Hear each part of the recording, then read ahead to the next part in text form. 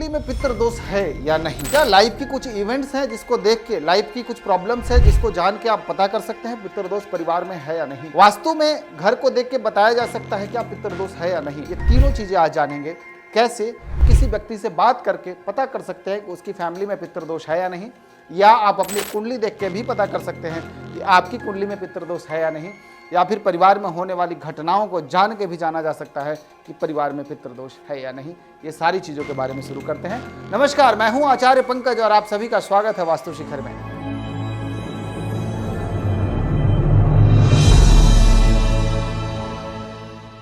सबसे पहले मैं बात करूंगा जन्म कुंडली के बारे में, क्योंकि आप सभी जानते हैं हमारा जन्म कुंडली हमारे प्रारब्ध की एक देन है। जिस तरह के कर्मा होते हैं, जिस तरह के परिवार के प्रारब्ध होते हैं, उनके कर्मों का इफेक्ट है जो हमारे जन्म कुंडली में दिखाई देता है।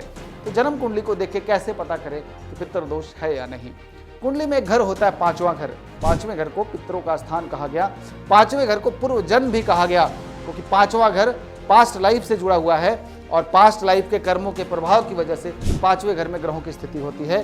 पांचवें घर को देख के आप बता सकते हैं कि उस व्यक्ति का पूर्व जन्म कैसा रहा होगा, उसकी पारिवारिक जीवन पास्ट में कैसा रहा होगा। ये सारी चीजें जज कर सकते हैं। अगर किसी व्यक्ति की कुंडली में पांचवें घर में राहु बैठा हो, पांचवें घर में राहु बैठने का मतलब पूर्व जन्म से ही राहु वहां बैठा आया है। पांचवा घर संतान का भी होता है, पांचवा घर ज्ञान का भी होता है। पांचवें घर में राहु यानी पूर्व जन्म से जब वहां राहु बैठा तो कहीं ना कहीं वो संतान भाव को भी प्रभावित करेगा, जिसकी वजह से कई बार संतान सुख प्राप्ति में बाधा, और साथ ही साथ संतान हो भी जाए तो कई बार अबनॉर्मल होने का डर या कोई ना कोई संतान संबंधित समस्या अक्सर देखी गई है जब राहु पांचवें बैठा हो। इसको पितृ दोष कहते हैं। आठवां घर राहु का खानदानी घर कहते हैं, उसका अपना घर है। सोचिए राहु के घर में जब राहु बैठे तो क्या हो। राहु का घर है, अगर राहु खुद बैठ जाए, यानी आठवें घर में राहु बैठ जाए तो बहुत स्ट्रॉन्ग रिजल्ट देता है। राहु जब अपने घर में बैठेगा तो उसकी ताकत सोचिए, उसकी पावर सोचिए कितनी ज्यादा होगी। इस कंडीशन में भी पितृ दोष बनता है। और कभी भी राहु सूर्य के साथ बैठे तो भी पितृ दोष बनता है। पंचम का राहु, अष्टम का राहु या सूर्य के साथ राहु बैठा हो, ये तीनों कंडीशन जो है वो जन्म कुंडली में पितृ दोष की ओर इंडिकेट करते हैं। पांचवें घर का सब लॉर्ड, अगर मैं केपी की बात करूं तो 5th हाउस का सब लॉर्ड या 8th हाउस का सब लॉर्ड भी अगर राहु हो तो भी पितृ दोष बनता है। ये थोड़ा डेप्थ में आप जानेंगे तो पता चलेगा, बट आजकल लग्न कुंडली तो सबको देखने आता है। ये था जन्म कुंडली की बात। आखिर परिवार में वो क्या समस्याएं आती हैं जो पितृ दोष की ओर इंडिकेट करता है? परिवार में संतान प्राप्ति में बाधा, अनवांटेड तरीके से रिलेशंस पूरे खराब हो जाने, मेंटल डिस्टर्बेंस, सुसाइडल थॉट्स आने लगना, आपस में रिलेशन बदतर हालत में चला जाता है, घर में गेस्ट का आना जाना बहुत कम हो जाना, छोटी छोटी बात पे आर्गुमेंट होना, और घर में कभी ऐसा महसूस करना कि उस घर के अंदर या उस फैमिली के अंदर कोई ना कोई व्यक्ति अपने पूर्वजों को देख रहा है, वो अपने पूर्वजों को फील कर रहे हैं अपने आसपास। ये सारे इंडिकेशन जो हैं वो पितृ दोष के होते हैं। अब नॉर्मल चाइल्ड भी घर में होना पितृ दोष का कारक है। पितृ दोष के प्रभाव की वजह से कई बार घर में जेंट 60 के आसपास से ऊपर नहीं जा पाते, ये भी पितृ दोष का प्रभाव है। कई बार परिवार में आत्महत्या की प्रवृत्ति आने लगती है, ये भी पितृ दोष का संकेत है। पितृ दोष यानी घर में खुशियां ऐसे लगता है जैसे किसी ने छीन लिया, विवाह हुई तो रिलेशन खराब है, शादी के बाद डाइवोर्स की बात हो रही है, लगता है जिंदगी में सब कुछ होने के बाद कुछ नहीं है। अगर ऐसी परिस्थिति फील कर रहे हैं तो फिर ये इंडिकेशन है पितृ दोष का। और अगर मैं कहूँ घर को देख के पितृ दोष बताया जा सकता है क्या? आप किसी के घर के वास्तु को देख के पितृ दोष बता सकते हैं?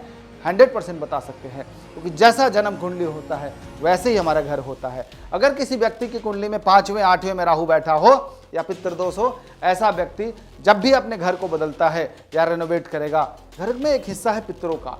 जैसे कुंडली में है वैसे घर में भी पितृ का स्थान होता है, जिसको आप नेतृत्व कोण, जिसको साउथ वेस्ट डायरेक्शन, जिसको राहु का स्थान कहते हैं, जो अंधकासुर का स्थान है, वो जगह राहु का यानी पितरों का स्थान है। और जब कोई व्यक्ति अपने घर के साउथ वेस्ट वाले डायरेक्शन में अगर टॉयलेट बना ले, जो कि 225 डिग्री पे आता है, तो जैसे ही वहाँ शौचालय बनेगा उसी समय इंडिकेशन हो जाता है कि इसके परिवार में पितृ दोष है।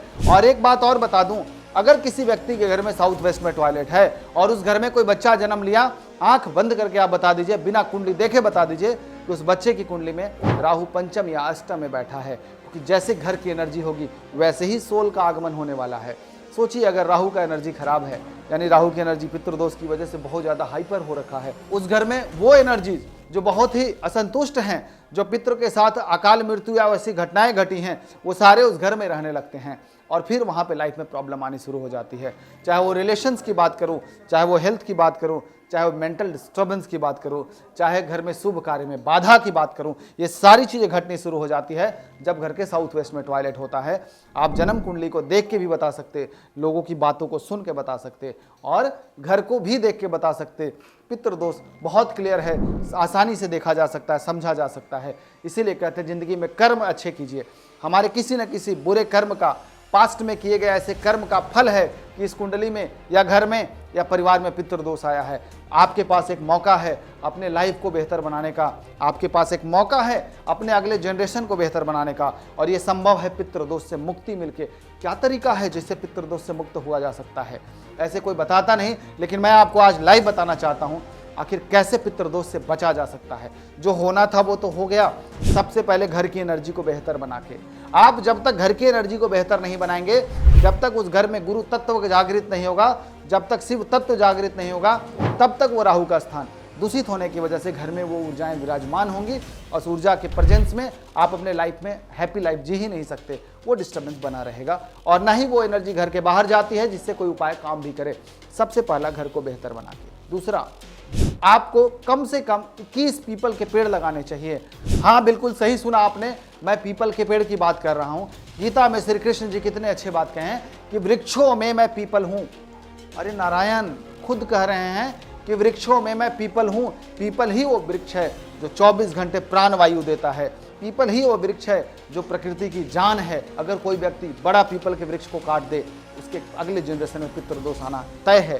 तो जब पीपल के पेड़ काटने से पितृदोष हो सकता है, तो पीपल के पेड़ लगाने से पितृदोष खत्म नहीं हो सकता क्या? इसलिए सबसे पहले घर की एनर्जी ठीक करने के बाद 21 पीपल का पेड़ लगाइए। हाँ, फॉर्मेलिटी मत कीजिएगा। पेड़ लगाना है तो उसकी सेवा भी होनी चाहिए, इसलिए उसके घेरावे की व्यवस्था, उसके सिंचाई की व्यवस्था वो आपको देखना होगा। इतना तो करना ही पड़ेगा अगर आप इससे मुक्त होना चाहते हैं। ये दोनों करने के बाद फिर आपको जाना पड़ेगा पितृ शांति के लिए, उन पितरों के तर्पण के लिए। वो गया है, और भी कई जगह होते हैं, लेकिन गया सबसे अच्छा जगह माना गया। बोध गया वही क्षेत्र है जहाँ पे गयासुर का स्थान है, और वही क्षेत्र है जहाँ पे पितरों को मुक्ति मिलता है।